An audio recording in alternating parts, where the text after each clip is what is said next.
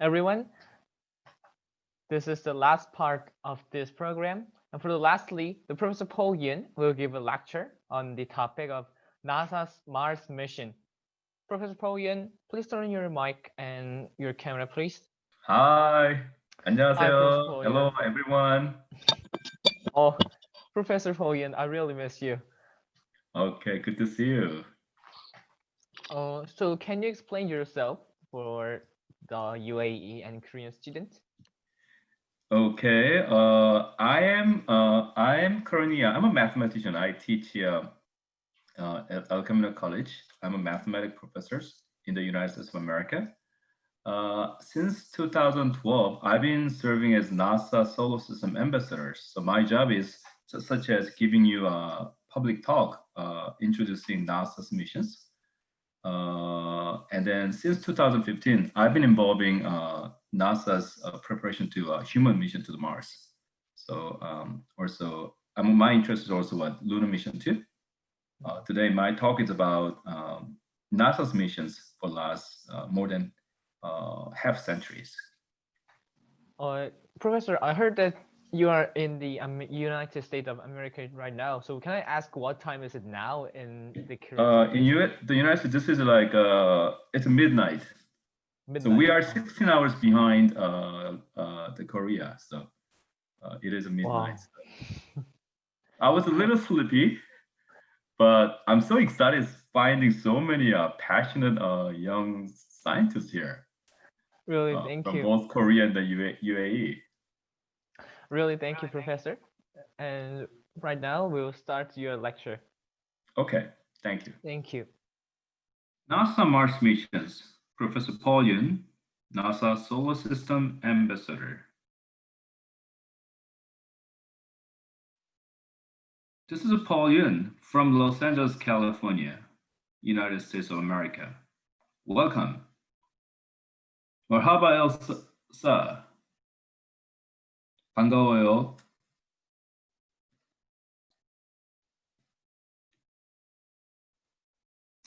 Contents. Chapter 1, Mars.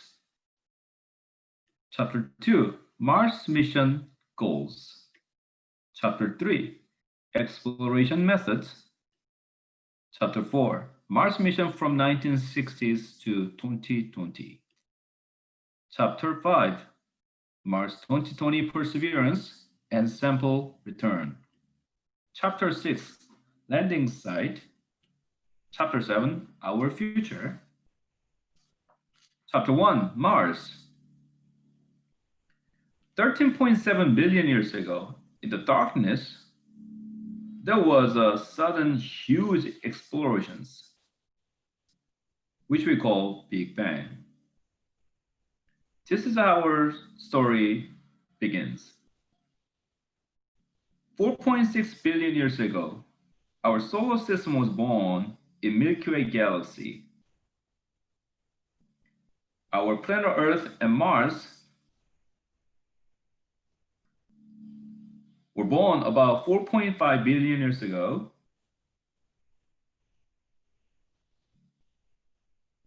Mars has two moons, Phobos, fear, Deimos, demons. The average distance between Sun and Earth is 150 miles, kilometers, which is, we call 1 astronomical unit. The average distance between Sun to Mars is about 1.5 astronomical units. Mars 1 year is 687 days, which is about 2 years. Mars diameter is about half of Earth, twice of our Earth's moons, about. Mars mass is way less than Earth, which is a good news because less attractive force, when you return home from Mars, we expect to use less energies. So here you see that Mars gravity is about 1/3 of Earth. So if you jump on Earth, you get this much height. But on Mars, you will jump higher because less gravity. Mars temperatures, average temperature negative 60 degrees Celsius, which is about the temperature inner part of Antarctica, right on Earth. And we know we have a lot of researchers down there. So temperature shouldn't be a problem for human settlements. Mars' atmosphere is way thinner than Earth, so about 1%, about 1%. Problem is, due to thin radiations, atmosphere, solar ray radiation and then cosmic radiation can reach to the surface of Mars very easily. So when you go to Mars, you need to watch out for strong radiations. On Earth, our air is made of 78% nitrogens, 21% oxygens. On the other hand, on Mars, most of the air in Mars is carbon dioxide. So CO2, right? So I guess you need to watch out when you go to Mars, make sure you wear a spacesuit when you do outdoor activity on Mars. Chapter 2, Mars mission goals.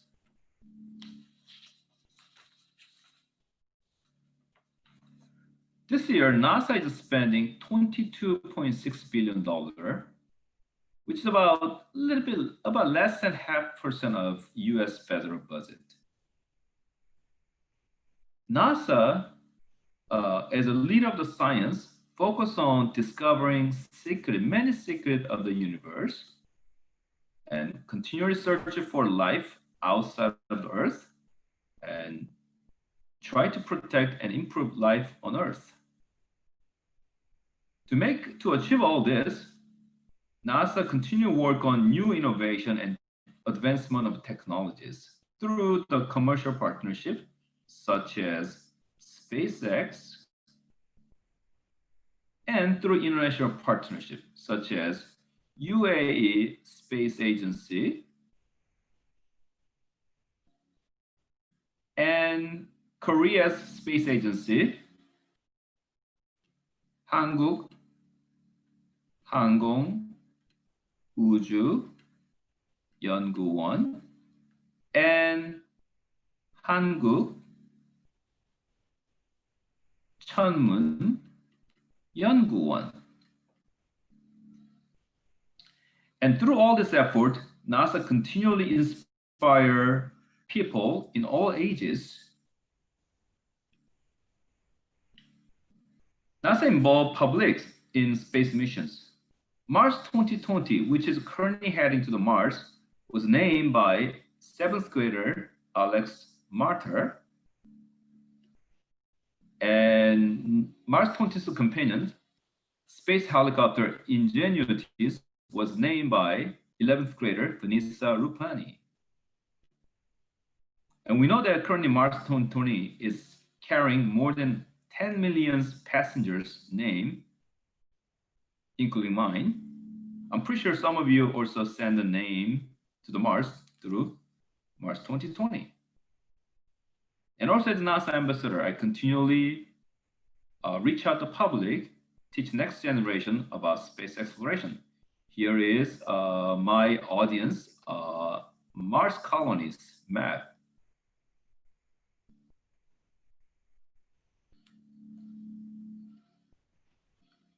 NASA's long-term Mars exploration programs focus on determines whether life ever rose on Mars, understanding climate of Mars, understanding geology of Mars, so that we better understand our planet Earth. And then lastly, we prepare for human explorations to Mars.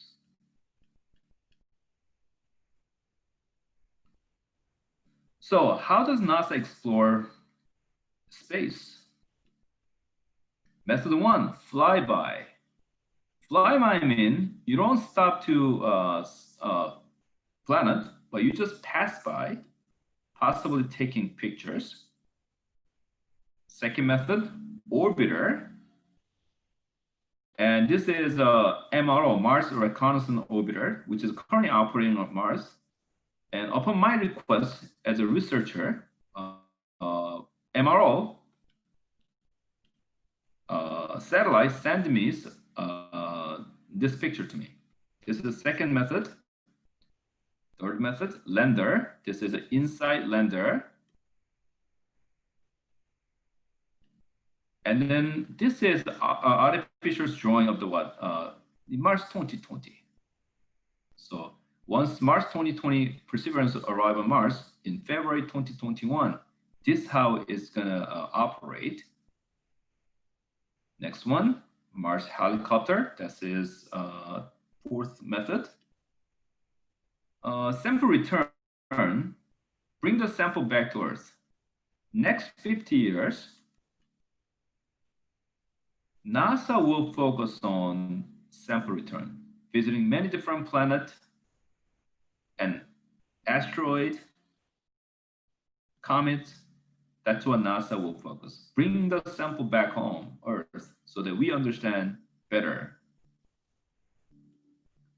Eventually, the last method is human explorations. Number 4, Mars missions from 1960s to 2020. So here we go. Are you surprised that since 1960s, early 1960s, we sent this many spacecraft? At least we attempt. Did they all succeed? Not really. Green check mark mean successful mission. X mark mean failed mission. This is Soviet Union's, former Soviet Union's, blue lines of United States, Russia, Japan, European Space Agency, and India. You notice that most Soviet missions failed. On the other hand, you see that most of the NASA's missions were successful. And then NASA is the only one. Here's a level here: flyby and orbiter lander.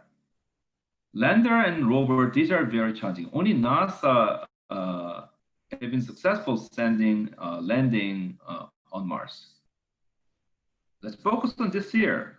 This year, July 2020s. Currently, NASA's Pathfinder, the Perseverance, Mars 2020, is heading to the Mars. And the UAE Space Agency is sending orbiter, and Chinese Space Agency sending spacecraft containing orbiter, lander, and the rover.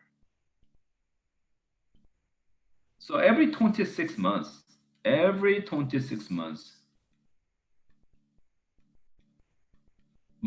and Mars get close enough so that we could get to the Mars. This is called Hoffman transfer orbit, so that we could get to the Mars with least amount of energies. So this July, UAE Space Agency launched orbiter named Al-Amal, which means hope, to understand a daily and seasonal weather cycle on Mars and understanding dust storm. This is important for our human expeditions in the future. We need to know this information. So I'm sure what Amal will find out will be very helpful for future human mission to the Mars. And Chinese Space Agency sent spacecraft, orbiter, lander, and rover together, combined. And then NASA sent out Perseverance, which is a rover and helicopter. And focus will be on finding whether life ever arose on Mars and sample return and preparing for human missions. So you know that missions always, every mission must have their own mission purpose. So NASA's strategy is NASA has been following water. Why? Because water leads to indicating habitable environments. on Earth, wherever what water is, we know there life is. So that's a place where we could find the evidence of life. And NASA will continually sending missions to answer these questions. So this is what we found out so far. We learned that from previous missions, we learned that methane level on Mars changes CH4. Why it is important here? Yellow and red mean high concentrations, and then green and blue are lower concentration. When methane level change, what that means is something is producing methane. We know that on Earth, most methane comes from living organisms on Earth, such as cow poo or when you fart. So also we learned this. Notice this. Something's flowing. We Mars orbiters took these pictures. What do you think? Do you think this is a sand or water? How about this picture? We call this line, you see these lines? We call this line the recurring slope, linear. What that means is season after season, it appear and disappear. What force do you think make this line? Do you think it's a flowing sand or water? I believe water is the one, flowing water is making this line. If there's a flowing water, that means the chance that life exists go high. It increases, really. So notice this picture. This is a picture from Mars. This is a picture taken by currently operating rover Curiosities. You see this pebble? What force do you think make this smooth pebble? We could assume that it's more likely flowing water. This is Earth. Isn't it so isn't Mars looks like a Earth? Pretty close, isn't it? So we know that this is strong indicate that there's a water, liquid water, not the frozen water on Mars, which is a strong indicator for possibility for life. Chapter 5, Mars 2020 Perseverance and Sample Return. This is the Mars 2020 Perseverance. This is about 900 kilogram robot, pretty huge.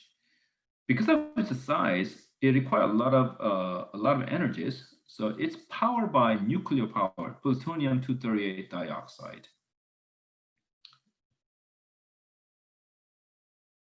And Mars 2020 will focus on checking whether Mars was a habitable environment. We try to find out any sign of life, and we'll collect a sample, and we'll prepare for human missions, understanding any hazard or resource on Mars. Through several missions, NASA continually improved technologies. So Mars 2020 have a better way to landing, accurate landing site by taking distant photos, and it's comparing the picture with actual map, and it just take the course so that it accurately landing on designated site. Sky crane is one big picture. This is in the past we used a balloon, but this is so big, balloon's not going to work out well. So once Mars 2020 land on the Mars, it's going to drill the dirt to collect the samples, and helicopter Ingenuity will guide Mars 2020 for better navigations. And Mars 2020 will visit several landing sites, and you see here, you go there, you collect the sample here. Check this out here. Collect the sample, go other place, bring the sample back. It'll store the sample in one place. And put the sample in this small cylinder. So here, it's gonna bring the sample in one site. So that's what Mars 2020 gonna do for sample collections. And after that, future missions, follow missions will bring the sample back to Earth. So a small transport, the rover will take this a cylinder, collect it, and it's going to bring back to mother spacecraft. From there, we load it. We put the sample out of space. So then this rocket will, pass this container of the sample to a waiting spacecraft. And this guy will bring back the sample back to Earth. It'll throw the sample to the Earth atmosphere, and more likely the sample will land on somewhere on Utah, it has a soft dirt, so that we don't want to smash it. So more likely it'll drop one somewhere in desert in Utah, in the United States of America. So this sample will help us to better understand and to prepare for Mars missions, Mars human missions. So researcher like me, I've been involved since 2015. I've been involved choosing human landing site for Mars missions, Mars human missions. So this kind of data sample will help us understand what are the hazards, what are the resources when our future Martian arrive on Mars. Number 6, landing site. This is a Mars. Red and yellow mean high elevation, such as red and it's a kind of mountains. And the green and yellow, blue indicating low elevation, such like a valley or bottoms of a lake or bottoms of ancient oceans. So, but you notice that all the past missions of NASA's missions, successful mission, they land on what color side?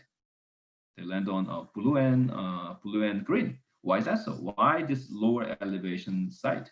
Because the purpose of missions is finding evidence of life. If you're looking for evidence of life, more likely we know that wind and water will bring material downward. Of course, if life ever exists, I think the evidence should remain bottoms of the oceans and lake. That's why all the previous missions is heading to a lower elevation area. So 2014, since 2014, we prepare for, the scientists all over the world got together, prepare for landing site for Mars 2020. So we start to wonder where we should send this new machine, this $2.3 billion machine. So this started a landing site, a candidate landing site scientists chose in 2014, since 2014, at the second meeting. And then 2017, the second meeting, third meeting, at the third meetings I attended, we finalized 3 landing sites. Number 1, the Zero Crater, which was, you see here, you see here fan delta here? You could sense that this is ancient lake. Ancient lake, right? Yeah, we could see that this is ancient lake. So this is a clay. You know, clay is what contain a lot of organic material on Earth. So it's a strong candidate site. And then northeast Syrtis, this is about hot springs. So hot spring means, Mars is cold. Then, the warmth could host life. Columbia Hill is the visiting site by the previous mission by Spirit rover. And we found a lot of interesting things here. So these were the 3 candidate sites. What do you think the perfect landing site for Mars 2020? Where should we stand so that we could find the evidence of life? So final landing site for Mars 2020 is the Zero Crater. Yes. So in February 2021, Mars 2020 will land on this ancient lake's bottoms. Okay, lake bed. So here it's going to collect a sample. We are going to bring the sample back to Earth. All right, so our future. So now I want to read Konstantin Tchaikovsky. He's a father of the Russian rocket scientist. He says that about 100 years ago, the Earth is a cradle. Cradle means this is where we put the young babies. Cradle for humanities. Yeah, this Earth was a cradle for humanity. Humanity only live here for a long time.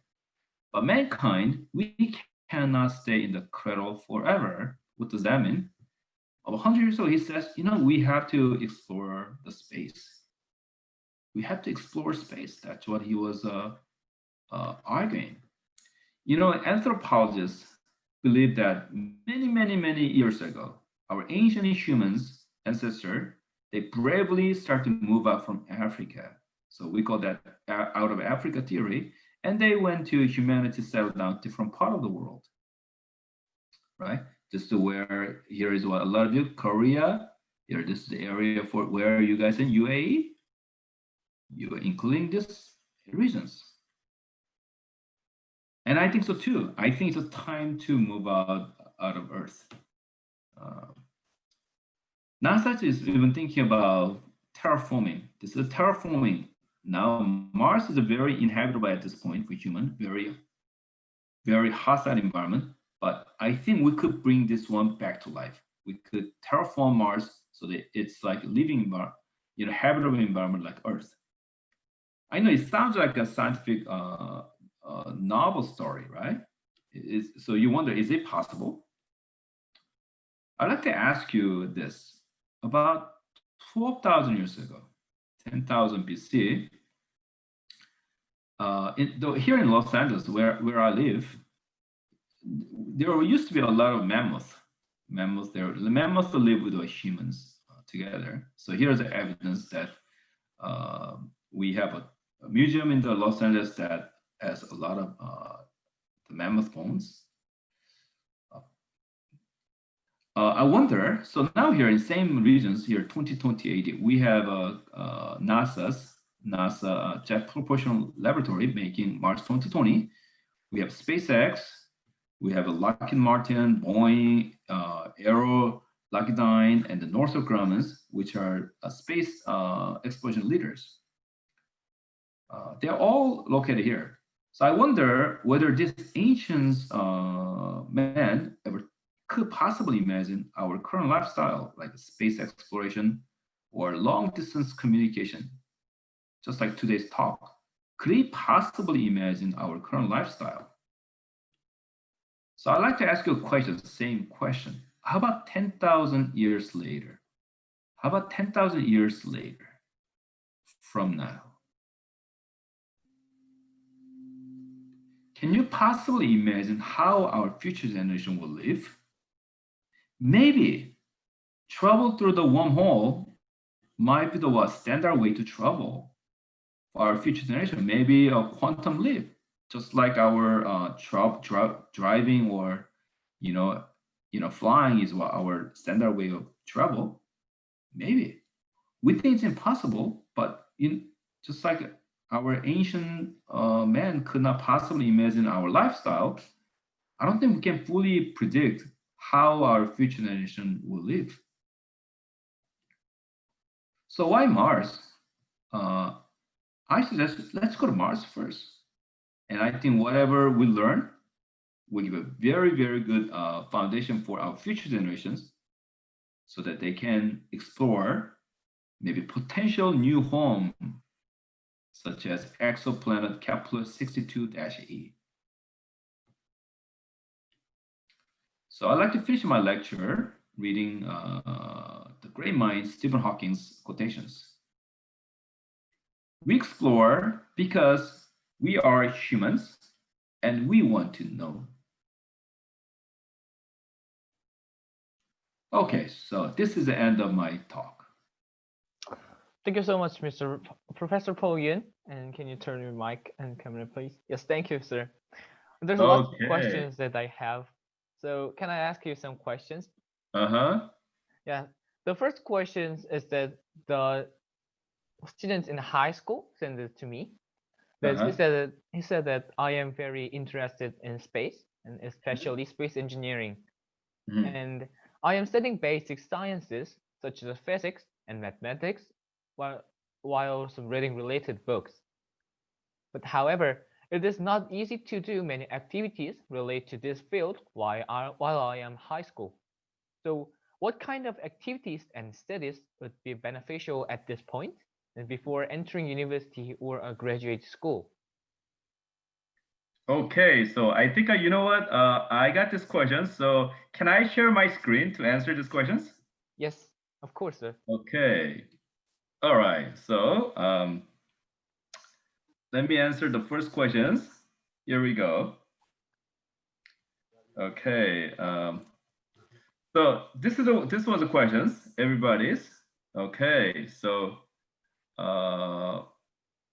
I am very interested in space, especially space engineering, and I'm studying basic sciences such as physics and mathematics while reading related books. However, it's not easy to do many activities related to this field while I'm in high school. Yeah, I understand it. Actually, I was in I immigrated from Korea to United States when I was in high school, 1986, many about more than 3 decades ago. So, what kind of activities, studies would be beneficial at this point before entering university and graduate school? Okay, so I thought about it. This is my answer. I say find a field. I think you know what? You could find one field of mathematics and science that interests to you, and then explore. Nowadays, we have so much resource, right? I mean, you go to online. I mean, you could find out everything there almost. So I suggest read book. You know, if you find any find a field, right, something interests you, find a book and article. That's something you can do.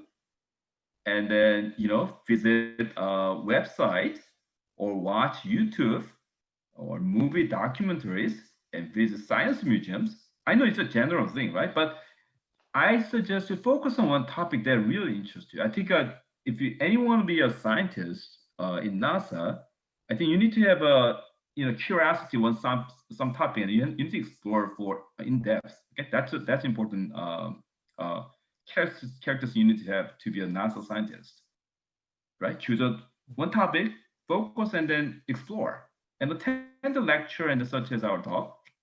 You could build a model. This is my suggestion too. The example is such as like Sir Isaac Newton. He was very successful. One of the reasons is because while he's solving a math problem or physics problem, he also was really good at building model. See, he was very good at visualizing concept. And this is one of the key reasons why he could be so productive. So Isaac Newton's Okay. write articles, right, and publish books, and join or why don't you start communities? If there's no club, such as a campus club, so you could share your idea with your friends, right? Especially if you're considering to go to university, then talk to professors. Why don't you contact them in the field of your interest at the university you plan to attend and learn about their research? I suggest be creative.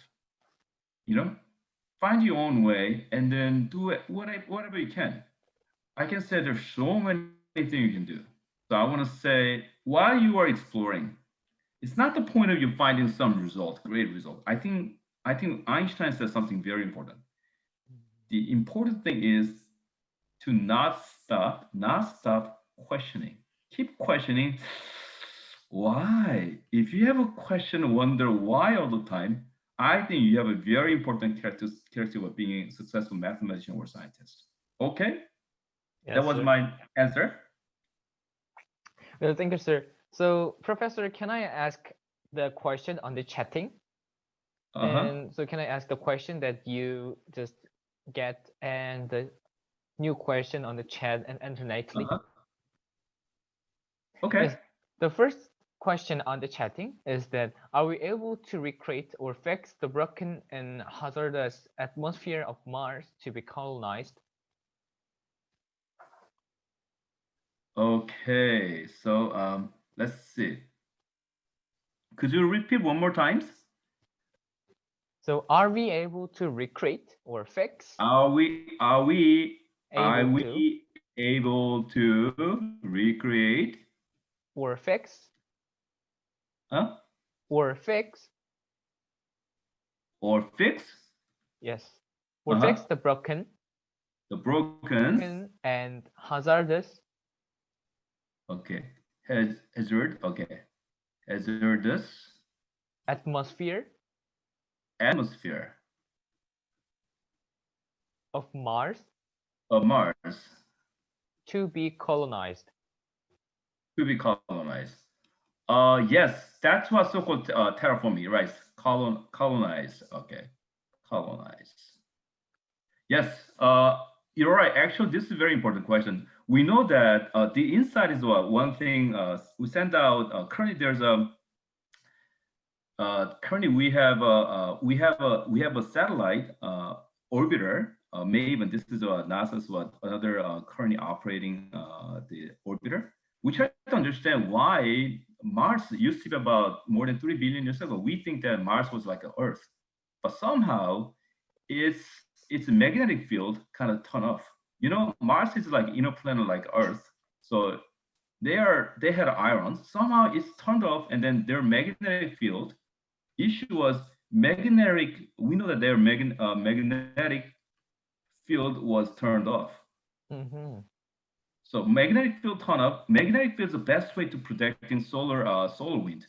You know, strong solar winds. So when our defense system was broken, Mars what magnetic field was broken, and it destroyed the Mars atmosphere. So that's why all the it becomes just barren. So what we're thinking about is what is it terraforming? We think that NASA is thinking maybe possibly why don't we make some? This is the sun, this is a Mars. Why don't we make some sort of some magnetic field force like this so that you naturally create a block of the solar wind. And then what we think is we have a lot of as I mentioned, there's a lot of carbon dioxide frozen. I think when they release, I think we could warm up the Earth atmosphere. Then we could use greenhouse effect. You know that CO2 is really bad for Earth, but if you really want to terraform Mars, we need CO2. We need a greenhouse effect.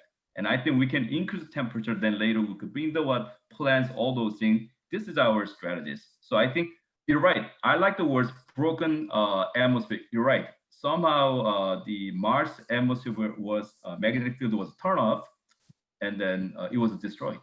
And I think we believe we can do it. When it may take hundreds of years, but we know that we should never underestimate the possibility of humanities. Our future generation, I'm pretty sure they will be able to do it.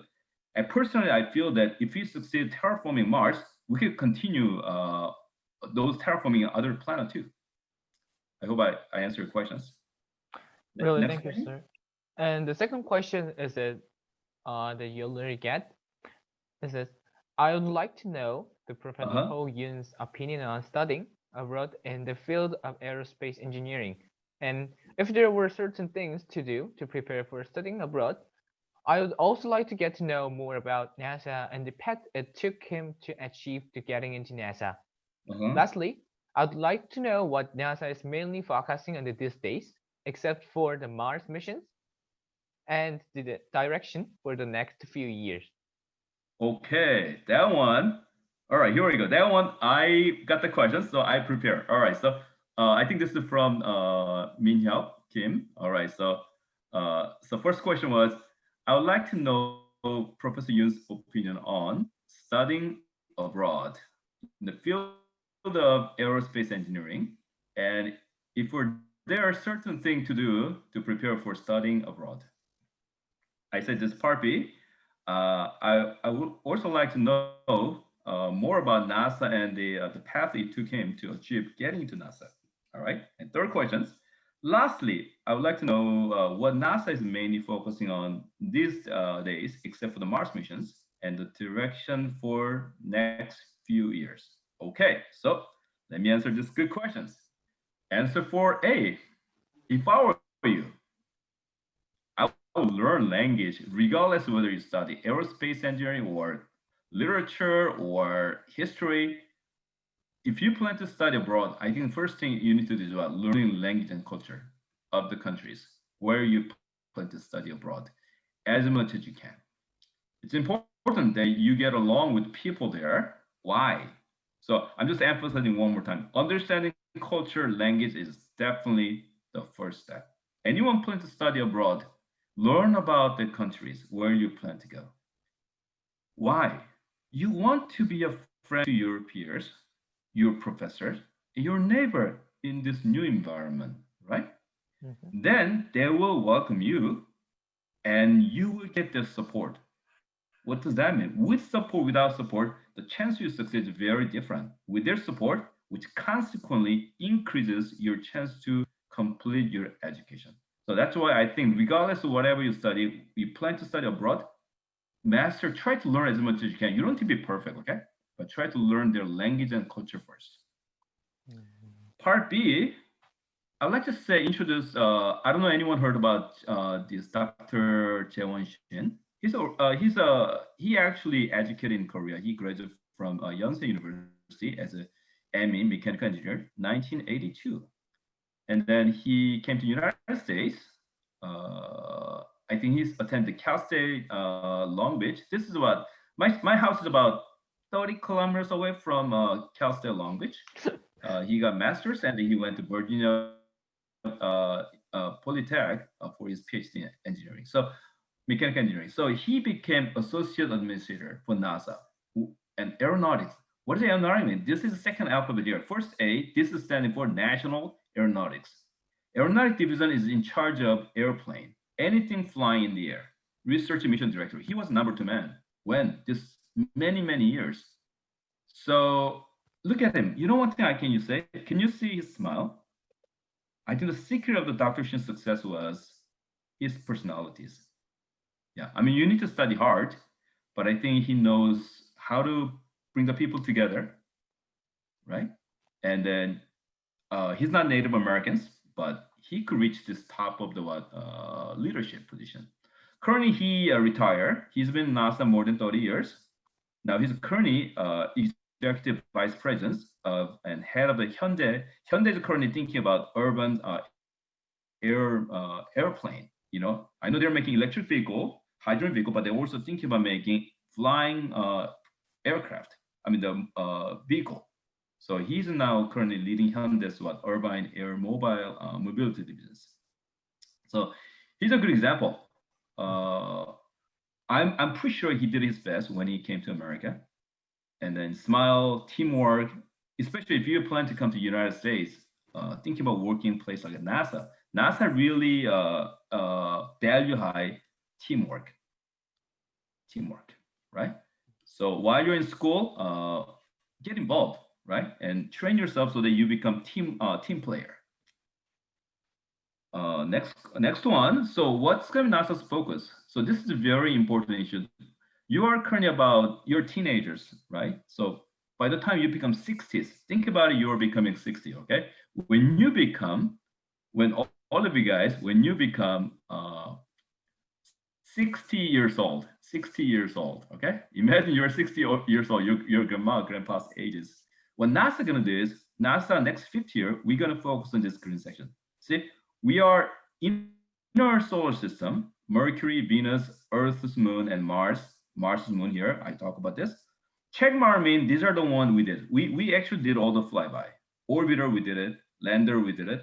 Sample return, we know the only place we did it was Earth, for NASA's case, moon missions.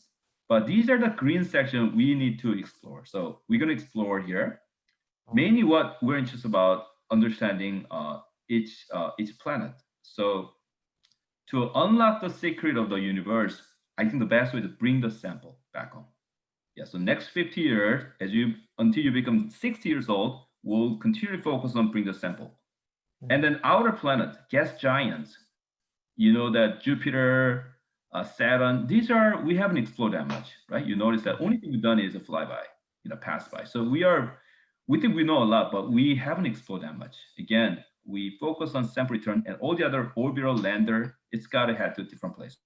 So these are the places we are going to explore for the next 50 years. Okay, so I answered Thank the you so question. much. For the third question, I heard that the Perseverance will bring the sample of Mars, and what is the specific process of that? And I simply know that it is a way to send another spacecraft to Mars and connect, and it to Perseverance or something else send it back to Earth. It is correct? Yes, that is correct. That is correct. Okay, so here's the question. Let me repeat again here. Perseverance will bring the sample of Mars. So you already watching my lecture. Yes, it does. So what is the process? So let me explain one more time. Yes, the way is what we're gonna send another spacecraft. We are currently NASA is working on. So one of my friends is currently the engineer, mechanical engineers involving Mars 2020s. He's currently working on sample return mission too. So NASA is what we haven't set the date yet, but sample return mission is on the way. We are planning out. The NASA is working on next missions. I mean, currently what Perseverance is heading to the Mars, but sample return mission is now on the track. We are preparing. They are now putting the idea together, but it'll take a years. But we don't have any set date. Okay, so so let me go over this one more time. So as I say that, so March 2020, step one. March 2020, what is March 20 Perseverance job? Going multiple places. This is the zero creator, right? This is we saw that fan delta, ancient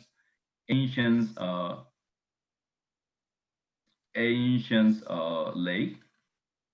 Yes, all dry because that was a problem when the atmosphere was broken. Solar wind came and it just took away all the waters to out of space. That's why everything dry like a desert. So it's landing side and they collect all the sample here, going multiple place. You want to go multiple place so that we have a higher chance to get more information about the Mars dirt. Also, what the one thing I want to say is what this is what UAS's current the orbiter's mission too. I try to understand dust storm. Dust storm is a pretty important issue. I've been involving this. One of my papers about NASA is about dust storm because when we prepare human mission, unlike what the UAS what the sand, that your UA student in your UA, you guys have a lot of sand there too, right? Martian dust is so fine. And then when you inhale, it's really hazard. Dust is a serious problem. Problem is, once we build the human habitat, dust is gonna penetrate and it's gonna contaminate the human habitat. This is what we get freaked out.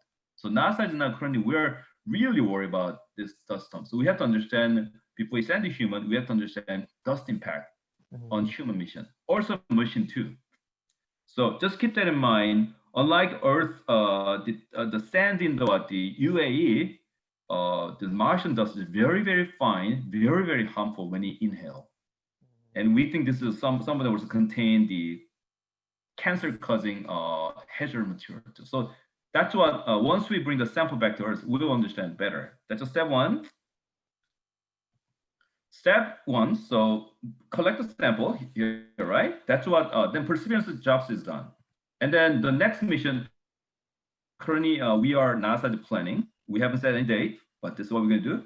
So again, what do you do? Step three is we send the next mission. Step three is, bring the sample back to mothership.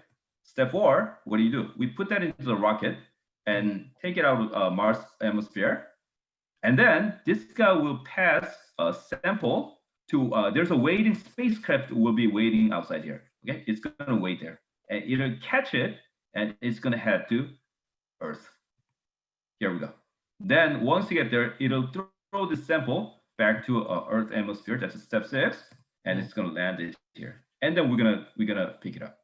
So this is a step. All right. Thank you, sir. And this is the last question that we prepared for you. And why is the sun's corona so much higher in temperature than sun's surface? And what specifically does Parker, the probe currently approaching the sun, do? Okay. So this one, once I get this question, again, I am the Mars expert, but this is for heliophysics. We call this heliophysics, which is about heliophysics. It's the physics involving sun. So I'm not the expert, but I did my best research to understand it. NASA has done several things to understand why. Okay, so here's the thing. Let me help many of you. Why this question is interesting? Yeah, I was surprised too. Why the sun's corona? This is a corona. This corona means the sun's atmosphere. See, this is during the eclipse, right? Yes. Eclipse. So we took the sun, we blocked the sun. This is a corona here, outer regions. Mm-hmm. Interesting is this is hotter than the inner part, the source of the heat. Source of the heat is source of what? Heat is what from the sun, right? Mm-hmm. It's quite intuitive because I put this campfire. You know that if you're farther away from the sun, it is a cooler. Sorry. Mm-hmm. Here's a hotter, obviously, source is hotter, and outside the cooler, isn't it? But contrary, I mean, sun case, outer is hotter. How could that be? Outer side is hotter, the hotter. So I think so far scientists, we don't have any definite answer yet. Yes. So we, in general, scientists agree that there might be many reasons why. So one of the well accepted argument is this is called the plasma wave. This is sun's surface, inner part, and when the corona, the plasma wave is shoot out to the corona, it hit and smash, and it release energy. So it's like depositing the money to the bank. It deposits the energy inside the corona. I think this is one of the well accepted arguments. So that's why outside become very hot. Second is this is what 2015 NASA actually previous missions. This is what NASA's terminology. So we call it nanoplayer. Nano means very small. Nanotechnology, very small, right? Think of the small firework, small heat bomb. It's due to a magnetic field that increases the temperature. So what happened is outside here there are a lot of small firework. A lot of firework. It's due to magnetic field in the corona. So this is the accepted arguments, even though we're not for sure of 100%. So this is how. Here's another thing here, folks.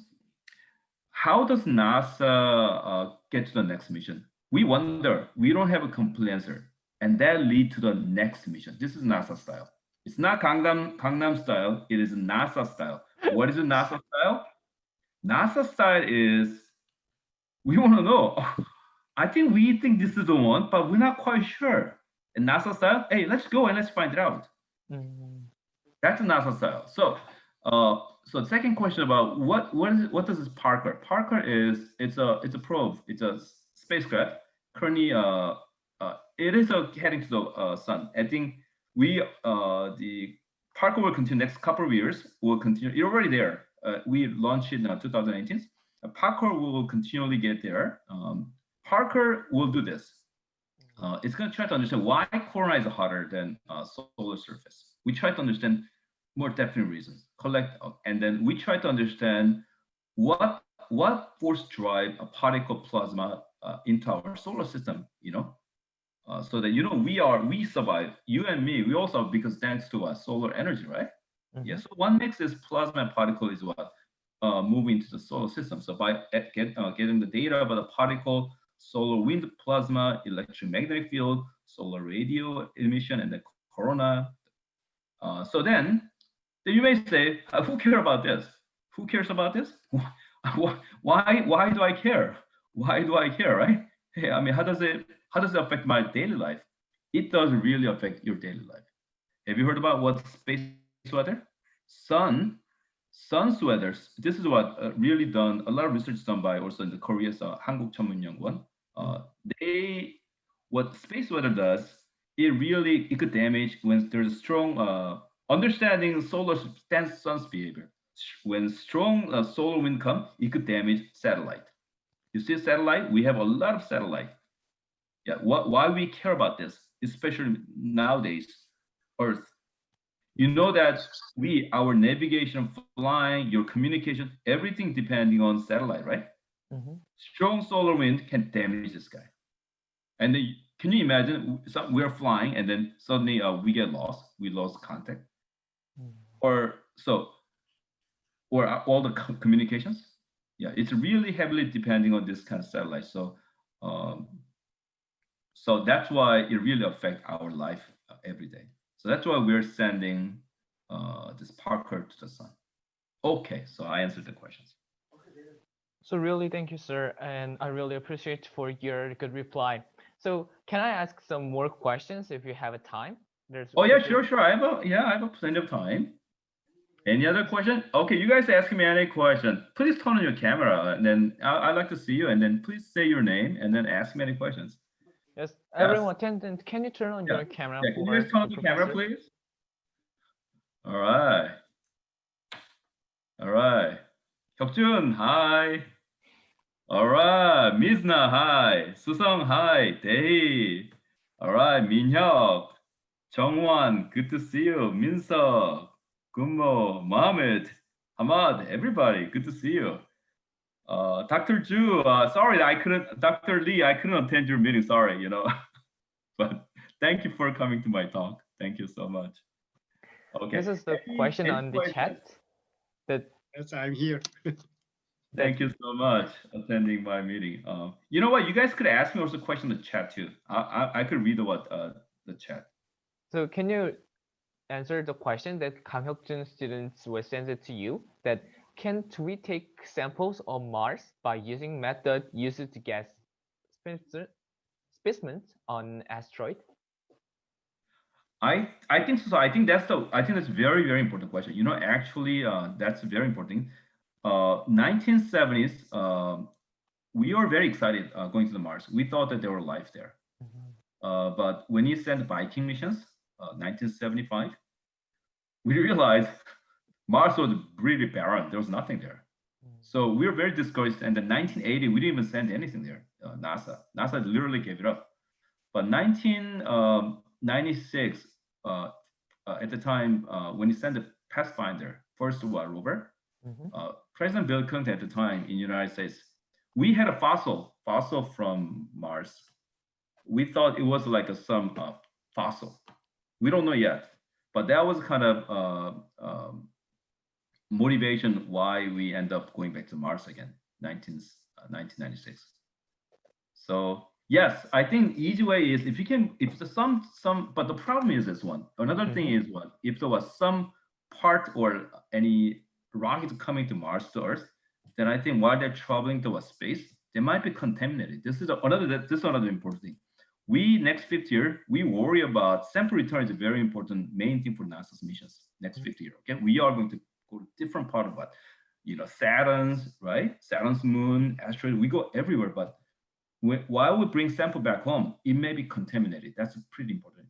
Something we have to watch out because space weather is such a strong radiation, it could contaminate. So I think it's better to bring sample back. It's a very, if we put in the safe can, that's why we put the sample in the small container so that it doesn't change. It's like suppose you have food and then you bring it and it all spoiled. Then how are you going to eat, right? Something like that. Okay, I hope I answered your question. Next questions. Teacher, but there's a lot of questions that we will ask to you, but because of the time some constraints, so we have to wrap up here. So everyone, please thank you to Professor Paul Yin, and you can turn on your audio and says thank you for Professor Paul Yin, please. Well, thank you so much, you guys. Yeah, thank you so much. Yeah. Thank you. Yeah, can you guys thumbs up if you enjoyed my lecture? Thank Can you you. thumbs up if you understand my lecture? Anyone enjoyed my lecture? Please thumbs up. I need your feedback. Thank you. All right. Thank you so Thanks much. so much. All right, Christian, everybody, thank you. And thanks for everyone. And I really thank for everyone who attended for this good program and for everyone who do a good lecture for us, Dr. Juhi Lee and Mr. Abdullah and Professor Paul Yin. All three of them, I really appreciate for your good lecture and good reply for us. And really thank you to everyone who gave the lecture and once more time, and really who attended for this good program today. The lecture will be uploaded on YouTube by the Young Astronauts Korea after participation through the online platform and Zoom meeting, and shared as the educational video resources for both countries. Thank you for your hard work, and this is the end of the program. Thank you.